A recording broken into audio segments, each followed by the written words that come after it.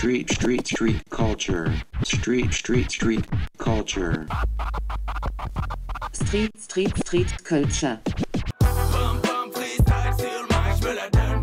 J'ai très bien que ma voix ne changera pas la donne.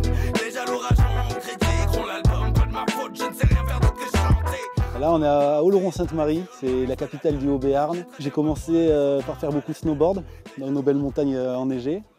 Et puis je me suis tourné vers la musique après quelques chutes un peu violentes. Et donc maintenant je fais des compositions, du beatmaking et de la production pour des artistes locaux ou moins locaux ou de plus loin. Alors, mon studio c'est le lieu de ce qu'on appelle l'entité B3X, donc qui tourne autour de mes compos, faites avec le collectif de musiciens qui jouent avec moi dans plein de styles. Et B3X en gros c'est ce qui regroupe tout ce qui tourne un petit peu autour de mon identité artistique.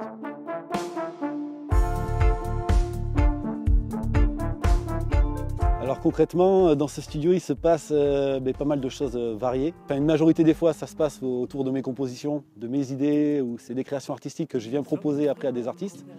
Et après, ça peut être à l'inverse, où c'est des artistes qui viennent vers moi avec leurs idées, leurs mélodies, leurs textes, leurs suites d'accords, ça dépend.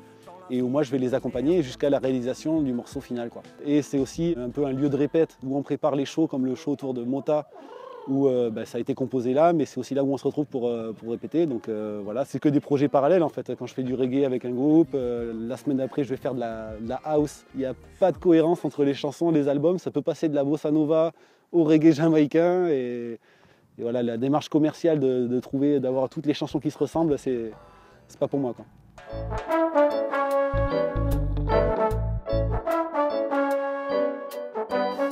Le studio en fait de B3X, qui est le studio de Bobby, à Oloron, ça a été le point de départ de la formation de Mota.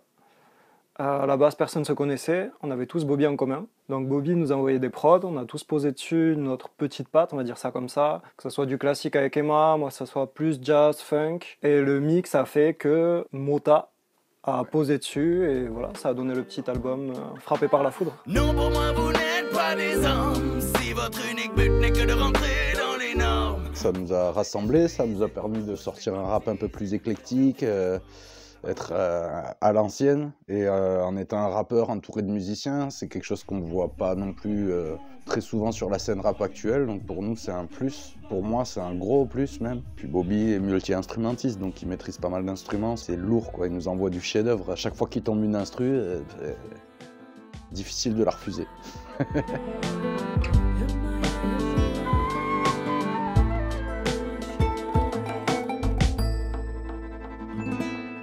Une petite commune comme Oloron-Sainte-Marie, on a besoin que la dynamique des acteurs locaux soit quand même assez active pour faire bouger un peu tout ça, surtout au niveau de la jeunesse. Donc moi je m'implique avec mon frère surtout qui est le président de l'association de skate, qui regroupe un projet plus global d'éducation populaire en général et de prévention. Et voilà, dans une petite ville comme ça, il y a quand même une vie associative très développée autour de la radio locale de Radio Oloron, les associations aussi de prévention spécialisées. Tous ensemble, on essaie d'activer un peu cette dynamique globale autour des cultures urbaines, quoi. C'est aussi comme ça que je travaille quand j'interviens dans des centres de loisirs, centres sociaux, où je propose des activités animation, création de clips. Bâtissons nos pyramides, créons nos hiéroglyphes, jouons nos mélodies, soyons chacun nos propres califes. Le monde pourrait tomber, mais jamais nos mots ne meurent. Je crois que c'est Gilles Deleuze qui dit un artiste ne fait que ce dont il a besoin. La créativité, c'est quand même un outil pour sortir un peu de son quotidien, pour s'évader, pour donner du sens à sa vie. Nous, on essaye de faire en sorte que les jeunes, les cultures diverses, urbaines, modernes, puissent quand même s'exprimer, que tous les jeunes ne soient pas obligés de migrer dans les grandes villes pour pouvoir faire exister leurs rêves ou leurs aspirations artistiques. Street culture.